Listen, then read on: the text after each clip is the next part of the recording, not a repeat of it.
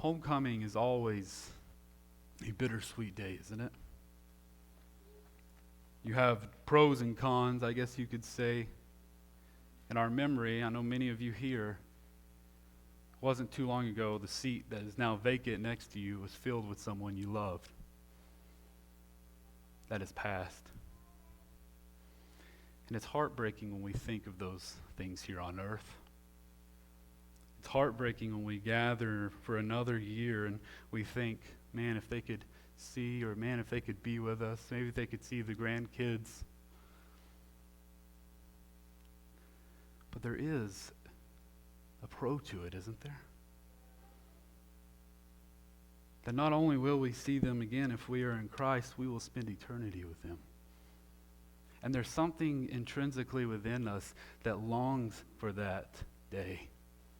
And I get emotional when homecoming comes around, and I love that song, and I'm a little biased because that's my wife, if you don't know, but I love that song when she sings it because it just floods me with emotions that there will be a homecoming. That's not a hope, that's not a guess, that's not a man, if I luck out and this thing works out, that is an assurance, as Hebrews tells us.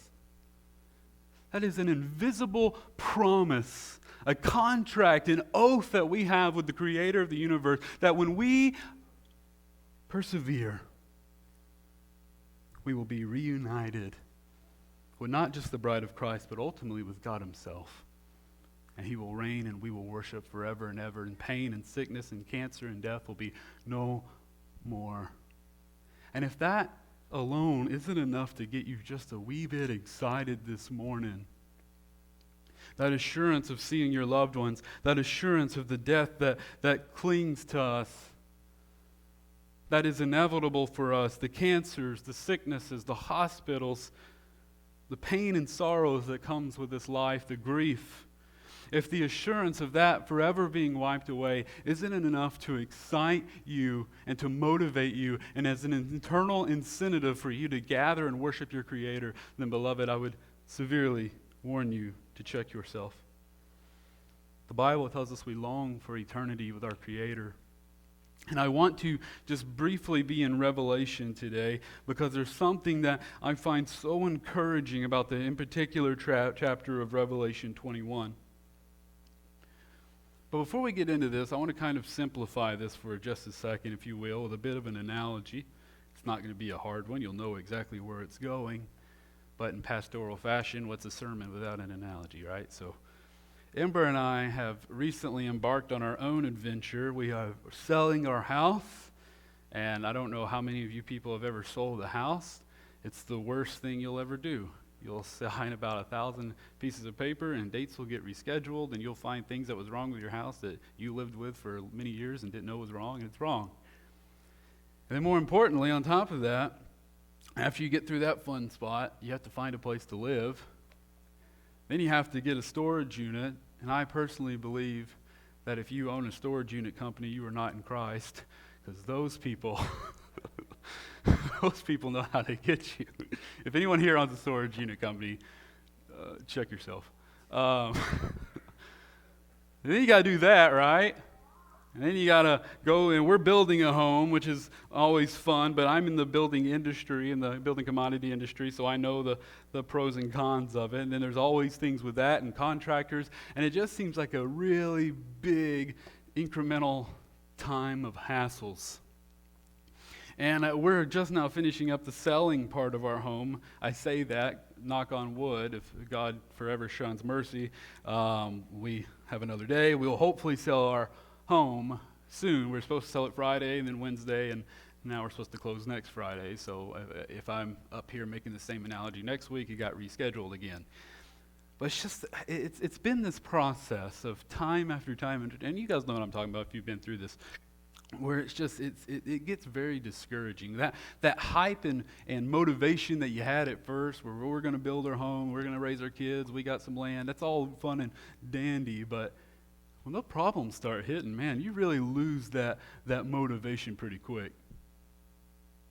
It gets very discouraging, and I remember at one point I told Amber, I said, I'm not sinking another dime into this place. They want it, they can have it. It's discouraging. I've even made comments like I might just live here forever. just for the sake of moving. But after Ember and I sat down and we reflect on what is to come,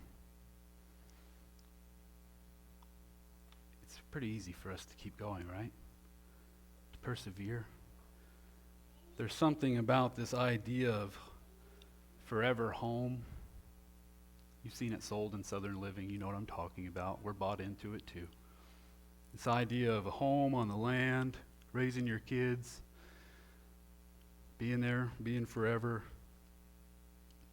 And it makes these things seem worth it. Our generation specifically, but I am not going to just blame my generation. I think it's truly a part of the cursed earth that we find ourselves in and what sin has honestly done to us. I think one of the biggest things that we don't talk about in the church, because many of us don't realize it, that is a big sin, is the sin of impatience. Over and over again, you'll read about the Christian life and even the Christian attributes that come along with it. Any aspect of life, impatience tends to ruin good things. My generation's capitalized on this more than any. We want things and we want it now. We're used to that. You can get hot and ready food right now. You can get a brand new car right now. You can finance it. You can get anything you want basically right now. And what that has done is it has essentially eliminated perseverance within us. And we see this through a lot of young people in church today, is they'll come in and they'll get excited and they get encouraged and they have a little bit of motivation on the surface, and then problems start happening in their lives and they're gone.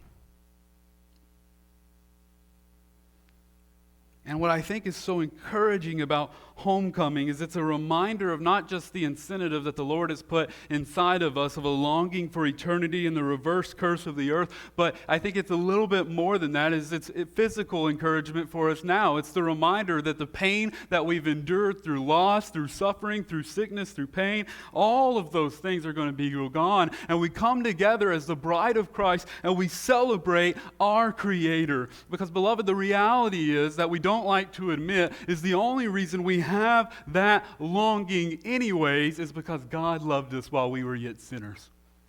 And He died for us while we were yet sinners. Just as the song that she's saying, while He was on the cross, I, Joel, was on His mind. 2,000 years ago when He was bearing my sin. And we get to live in those blessings and joys and promises strictly because the grace and mercy of God that He has for His sheep. And so when we come together for homecoming, I like for the atmosphere to be a little bit different, frankly, than it is normally, because it should be the greatest reminder of all time that this earth is not my home. And if there was any encouragement that a hurting and dark world needed, what Christians needed in this earth, it is the fact and the truth, the assurance that this is not my final destination. Paul said it this way, why should I have anything to fear? I'm going to preach the gospel. If I die, I'm with God. And if I'm here, I get to evangelize. He understood one key fundamental element of the Christian life. This is not it. I love my family. I love my children. I can't wait to build a home. I love my job. I love my church family. But beloved, this is not it. And when we lose our focus that this life is all that there is, we're living for now. And beloved, the Bible has a lot of harsh words to say about people who live for now. It's a marathon, as you heard it said. It's about endurance, perseverance, pushing through the hard times in the memory and the promise and the longing of where we go, where we belong, who we are, and to whom we belong to. John told us this. And what I love is the context of John 21. Or Revelation 21, you have to understand something. This is about 69, 70 AD. So what has just happened, and for some of my Wednesday students, this is going to be a little footnote for you. We talked about the Acts Remember chapter 2, Peter's preaching about judgment that's going to come on the Israelites. We see that he's warning them that they've crucified their Messiah and that the Lord will judge them and will make them their footstool. And this comes to fruition in about 69, 70 AD. We see judgment fall. Rome takes over the Jews for good, wipes them out. We don't see them reinstated until thousands of years later. But it is in this context when everything seemed to be falling apart for the church. They were being persecuted. This is right when Paul is persecuted, when Peter's persecuted. We see the apostles basically are wiped out. John's basically the last one left. So the generation of those apostles sent by Christ is gone. God is now judging the people that crucified his Messiah. The church is in disarray. God's holy land is under judgment. And John's been exiled as the last living messenger, apostle. And it's in that context the Lord decides to show John a little bit of encouragement. Because what you have to remember is as the apostles were special, there was 12 of them, and we'll read that in just a second. There's no more, there's no less, there's 12.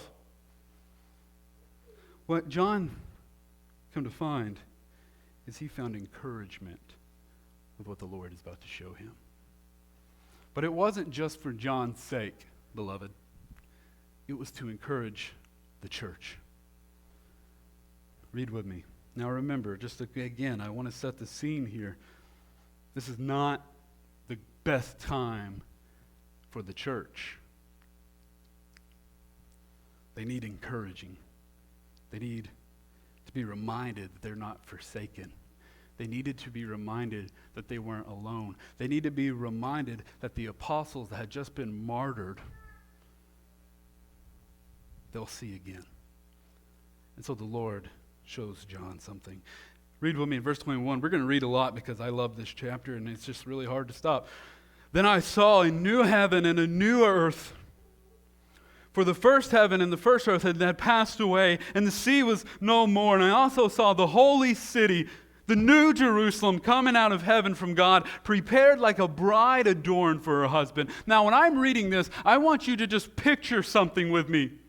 That this is a city prepared by God for his bride. And beloved, what I want to encourage you with this morning is if you are in Christ, you are a part of the bride of Christ. And what I want to encourage you with is just as John is giving encouragement in the dark age of his time, he is also writing this down, inspired by the Spirit, to encourage the church for thousands of years to come. So when we gather for homecoming and things look harsh, things look like they have been scattered and we look like we're failing, and the world is dark, and we don't know how evangelism's really going to overthrow this. It seems like the church has lost the battle. We find encouragement thousands of years later because, beloved, we read about that God has not forgotten about his bride. And not only has he not forgotten about his bride, he is preparing for his bride. He is creating for his bride, and he will find justice for his bride. Keep reading with me as we insert ourselves in the story. And then I heard a loud voice from the throne. Look, God is with humanity, and he will live with them. They will be his people. And beloved, that's you and I. And God himself will be with them, and they will be with their God. He will wipe away every tear from their eyes. Death will be no more. Grief, crying, and pain will be no more because the previous things have passed away. Those things that trouble us, that bring us heartbreak, those things that bring us grief, losing loved ones. As we come together this morning and we can just imagine, and it's not too long ago, we were with those people. We read the promise from John that we will all be with our God. And death will be no more, grief will be no more, crying will be no more, pain will be no more. We'll be living in eternity perfected. The curse is reversed. And then on verse 5, the one seated on the throne said, "Look, I am making everything new." And he said, "Write, because these words are faithful and true." And he said to me, "It is done. I am the Alpha, the Omega, the beginning and the end. I will freely give to the thirsty from the spring of the water of life." The one, now this is where I want you to underline if you're following me. If you have any encouragement and you just needed just a little bit of motivation this morning of gathering for homecoming for another year, I want to remind you of this. Verse 7, underline it, highlight it, flip to it when you need it. The Bible tells us this is a huge, wonderful story so far of what is to come for the bride of Christ. But there is a contingency, beloved. Not everybody's going to be in New Jerusalem. Not everyone will reign with God. Not everyone will live in eternity of paradise and perfection as we are fulfilled in Christ and Christ alone. But the one who conquers, as verse 7 tells us, will inherit these things. And I will be his God. And he will be my son. But the cowards, the faithless, detestable, murderers, sexual, immoral, sorcerers, idolaters, and liars, their share will be in the lake that burns with fire and sulfur, which is the second death. Now, I want to just slow down here for a second because this is key. This is important because Joel has a saying that I really like. Everyone's saved at a funeral. You ever heard that? Has anybody ever? I don't think I have. I know Joel hasn't. We talk about this a lot. I know Bill has seen his share. Everybody goes to heaven at a funeral, right? We're all going to see him again. It's not true. It's heartbreaking. It's harsh. But as a pastor, I wouldn't love you if I didn't tell you the truth. There's a contingency. And the contingency are those who conquer, those who endure, those who persevere, those who push through the heartache, the pain, the grief, the tears, the sickness. Those will inherit these things. And I will be their God, and they will be my children.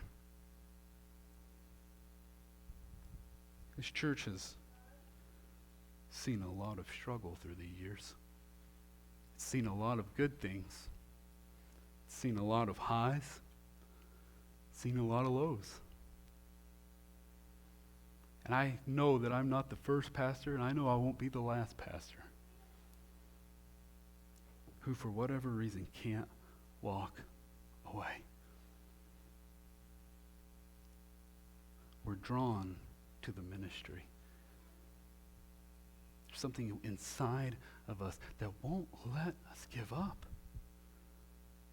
We persevere when things look dark, things look lost, when we're in a low.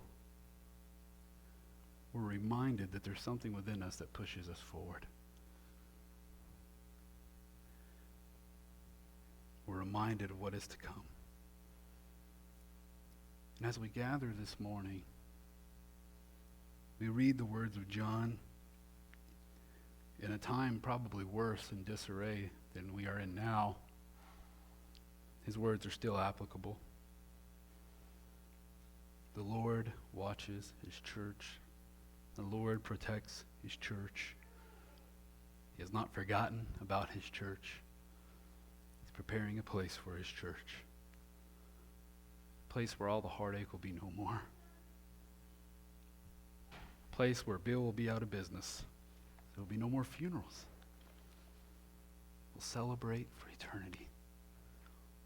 Why? Because of the love that the Father had for us while we were yet in sin. And what I want to do, I want to take a moment. I'm ending a little early, so I'm allowed to do this. Is I want us to have some time of reflection this morning. I want us to remember those that have gone on before us. I think they would appreciate this. those who were in this church before I ever got here, those pastors who stood behind this pulpit that are no longer with us, those family members we had that served faithfully in this church for many years. I remember I think it was last year for homecoming, we gathered and watched those videos in black and white that Bill brought. You remember that? All the people who just served this church so selflessly. And it was their number one priority was to pursue Christ. To persevere, even through all the stuff this church has been through. How many splits?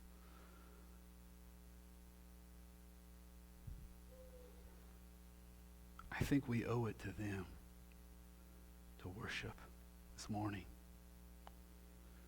We owe it to them to keep their legacy alive. We owe it to them to raise our hands to the Father, to give glory for the promise of endurance, the promise of what is to come, that we'll see him again. They wouldn't want us to grieve. In fact, if we could just see our loved ones right now, I promise you they wouldn't want us to grieve. I could only imagine there would be words of encouragement. Keep pushing. You have no idea what it's like up here. You have no idea what is to come. Stay faithful, my good and faithful servant. The promise, the assurance is real. How we'll be reunited with them. Oh, how we long for that day. How we long for that day